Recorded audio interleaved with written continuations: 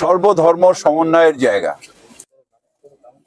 ধর্ম যার যার, উৎসব সবার, এটাই বিশ্বাসী বাংলা।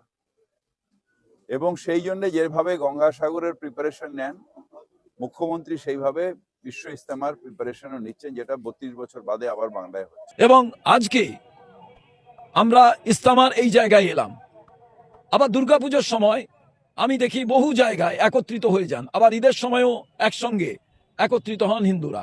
এখানে তো তৎপরতার সাথে মুখ্যমন্ত্রীর যেটা মূল থিম, ধর্ম যার যার, উৎসব সবার, এবং ইস্তেমা যাতে ইনসিডেন্ট ফ্রি হয় সেটা দেখার দায়িত্ব সবার উপরে মুখ্যমন্ত্রী। সাতপন্থীদের এই হুগলি ইস্তেমায় অন্যান্য ধর্মাবলম্বীরা কি উদ্দেশ্য রেখে কাজ করছেন ও যুক্ত হচ্ছে তার কারণ হিসেবে তারাই উল্লেখ করলেন যে যেভাবে কিছু কথিত মুসলমানরা অন্যান্য ধর্মের অনুষ্ঠানে অংশগ্রহণ করে থাকে সম্প্রীতি বজায় রাখার জন্য, ঠিক সেই বিষয়কে সামনে রেখে অন্য ধর্মের লোকেরাও এই হুগলি ইস্তেমায় অংশ নিচ্ছেন এবং এমন বিষয়কেও সামনে আনেন যে ধর্ম যার যার, উৎসব সবার, এই উদ্দেশ্যকেও সামনে আনেন এই হুগলি ইস্তেমাকে কেন্দ্র করে হচ্ছে।